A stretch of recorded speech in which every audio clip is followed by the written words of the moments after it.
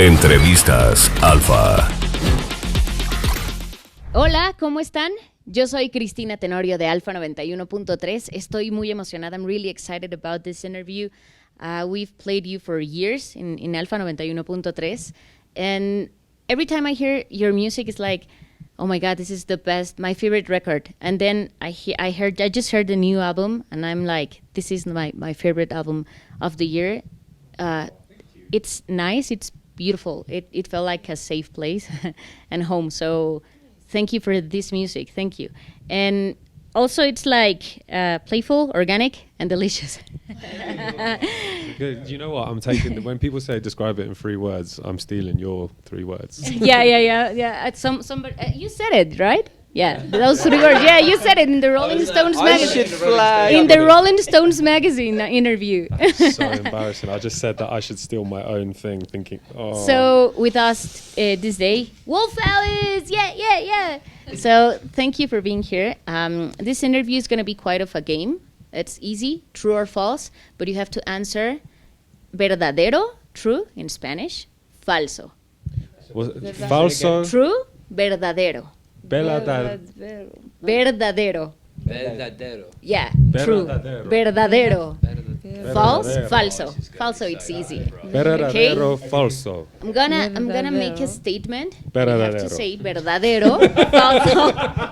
Did Theo say these 3 words? And why? So, the first one is, after winning the Brits, the Mercury Prize, the nomination for the Grammy, we didn't feel pressure at all, but we felt confidence, freedom, and ambition.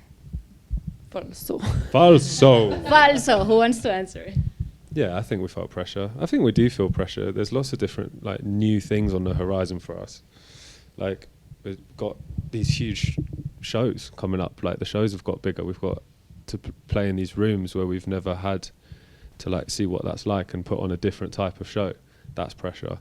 Starting making this album, there's pressure there because we want to do better and we want to kind of creatively achieve what the 4 of us have set out to do. So I think I feel pressure. I'm sure we all do it to an extent. Okay. Second, it was so easy to make a connection with Greg and make a fusion of all the different ideas we had. Verdadero o falso? Verdadero. Yeah, right. That's right. I kind of do right? Yeah? Oh, no. Yeah, definitely. Greg, everyone.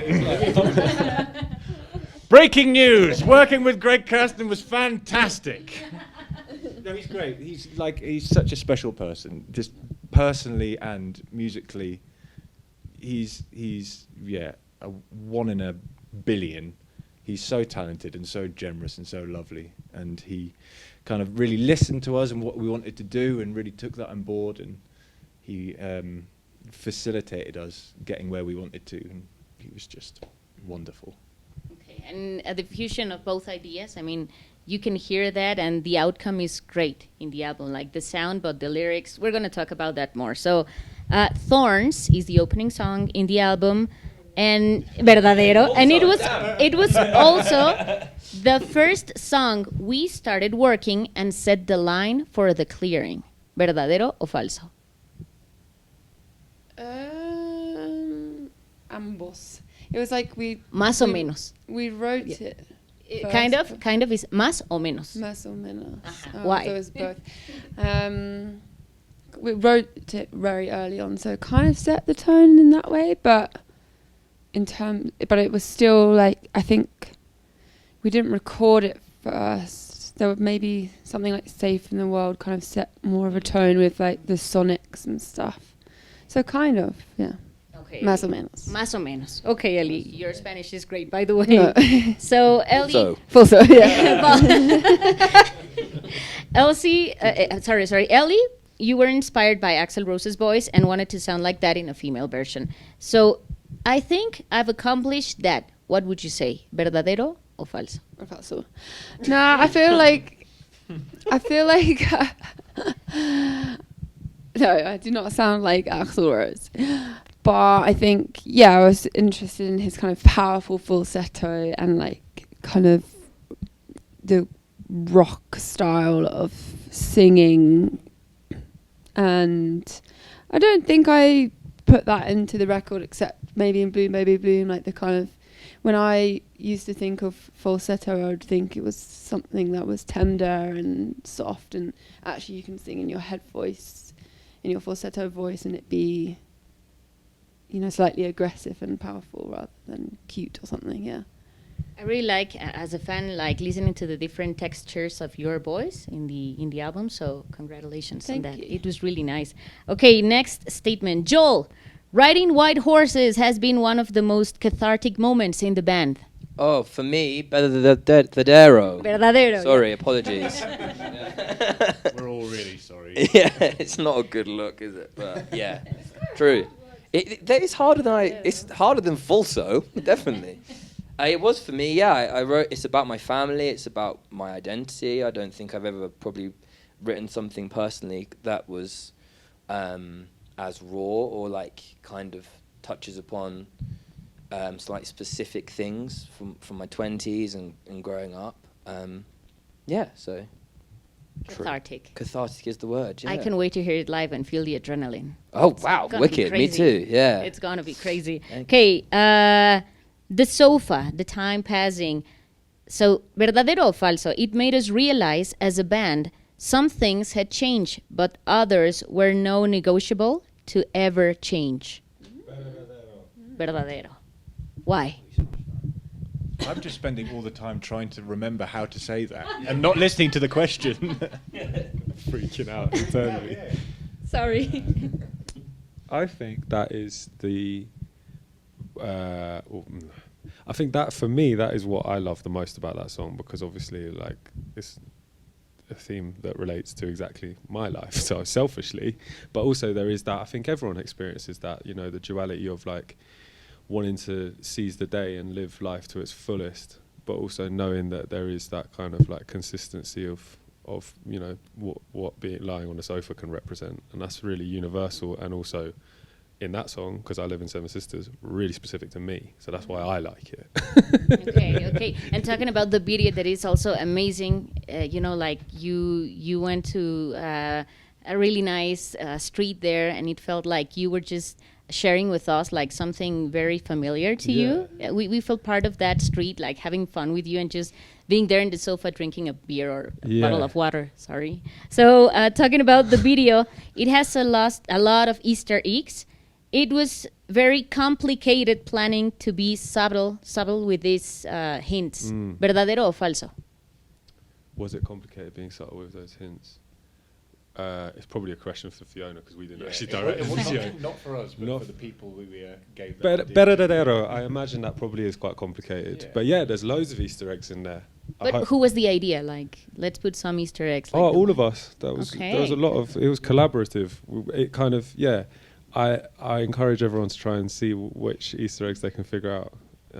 It's really, that's like something as a fan of other bands or other artists that I think we all really appreciate, where like you get that world of the album being built, and then you're like excited for all these little clues about it. It's nice, like, to have a song and a video to relax, but also like to be like, I want to see everything, like looking with that. You're like on the sofa relaxing, but you're also Sherlock Holmes. yeah, as a detective, like watching the video. I saw the white horse, so that was a little one I saw. So Ellie, Play It Out is the most vulnerable song I've wrote in this album. On this album. Because I'm trying to think of all the other songs. It's weird. Maybe falso, because I don't know. People often bring that song up to me and be like, "Oh, it must be hard to be so vulnerable and so personal." But I didn't find that with that song, because I kind of, it's just like quite a common chat that I have with my friends, and even with acquaintances. They don't even have to be that close to me. I hear that conversation come up a lot, and therefore it didn't feel like, oh no, like I feel like, just kind of like I've had that chat and heard that chat a lot, and so I wasn't. But now I feel scared, because everyone's like, oh, you must be so scared about that.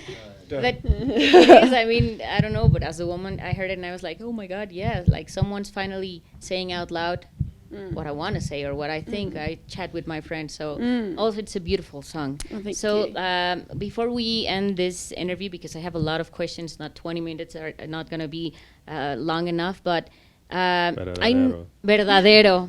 I know that you were kind of inspired with after you saw the Get Back and like that tech free and more like going back to the basics and the human things. I interviewed Peter Jackson, and he told me it was like the best moment, like unforgettable, when he got like all the tapes like no one ever seen before, and he said it's like a beautiful time capsule for me, like to find everything. So if you had to pick one moment in the making of this album, like to keep forever in a time capsule, to be untouchable, each of you, what would you pick? A small moment. I've got a small moment. It's hard. In White Horses, there is... I'm probably going to nick your answer. No. In White Horses, Greg did this amazing thing where he put a big drum fill of Joel's through this special keyboard, and it made the craziest noise, and everyone just went, yeah! Like that. And there's small moments when you make a record like that just you have those undeniable, just emotional reactions to, and that was just one of them. And I will always remember that one. Amazing. Joel, I mean, they stole your moment. You know, it was a process getting this record done and getting to where we got to. And I remember there was a week where we sat with what we'd done with Greg and where we had to listen through it. And I remember listening to it and being really emotional because I was like, wow, it's taken a lot out of us, but I think we're doing it. I think we're actually going to do the thing we're trying to do. And that was really special for me. And I was also in a swimming pool in Los Angeles, which was nice at the time. So, yeah. Wow. Yeah. I actually love my band because in crisis we're always quite good when we're doubting ourselves. And I weirdly now in hindsight have really fond memories of when we would congregate in one specific pub called the Ye Old Rustic Inn. As much as we were going through something a little bit stressful, not that it was stressful, but, you know, you're making something and you're doubting yourself. Maybe some of that pressure that we were talking about earlier was getting to you or whatever, but I think it's rare that you have the same people in the same band for a prolonged period of time, and we do, and that's really special to me. And when we do go through a crisis, we do something really inane, like go for chicken wings and beer and kind of freak out, and then it's all a bit better. So that is quite a fond memory, which is actually not a good one, but whatever. No, it's like a moment of being there, like you're not alone. So yeah, exactly. It's a really nice moment. Yeah. Ali? Oh, it's really hard. I'm not sure. I liked what you said earlier in a different interview where you're talking about when we listened back to Safe in the World quite early on in the recording process with Greg, and you said that it's quite rare that you ever listen back to something and it's exactly what you imagined or hoped it would be. And I think we'd spent quite a lot of time making demos and trying to do these songs and being like, oh, nothing's quite right. And then it was such a nice moment to be like, oh, that's exactly what I wanted it to sound like. It's kind of like, it's like almost quite a strange feeling, isn't it? Yeah, and testament to Greg about really, that was a really, I don't know if that's a boring answer, sorry, but yeah. No. I mean, It's a good answer. It's a good. There are a lot of moments. I know it's a hard question, but thank you. And just the final question: if you have to pick any artist from any genre, maybe different genre, to make a cover of maybe The Sofa or Bloom Baby Bloom, who would you pick? Not a collaboration, just a Are we doing it cover. individually or are we doing it collectively? No, individually. I'll have Rufus Wainwright do The Sofa. Oh, wow. Okay. I'm going to have Aphex Twin do something because he just does amazing things with everything. So what would he do with that? Bizarre. That would be crazy. Yeah. I would do Pharrell, The Sofa. Okay. Wow. I don't know why, but I feel really excited, like as if that's going to happen. I was like, you look so buzzing about whoever you I was just imagining, I was like, God, I really want to hear that. Oh, please. I just want to hang out with Pharrell for a bit. I'd like to hear Rosalia do something like reimagine Bloom Baby Bloom, like with her own brain. Yeah, that'd be cool. So maybe Rosalia, Pharrell. If you're watching this, Aphex Twin. Maybe we can make this viral and you can do a cover. If you're all together right now watching this interview. And Rufus and Mr. Twin. Yeah. What would that sound like, Mr. Twin? What's it? How are you supposed to call him? Richard D. James. Mr. Oh, wow. Mate, if I'm called Aphex Twin, I'm having my post say Mr. Twin on it. Okay, yeah, that was so much fun. So I can wait for the album to be out on August 22nd. Yes. Yeah? Thank you for sharing your music, your whatever you want to say and feel. It is a really nice album, so I hope the best Thank for you it. so much. Thank you, everyone. And thank you. Hello. Thank you. Wolf Alice en Alfa 91.3. Gracias por estar con nosotros. Entrevistas Alfa.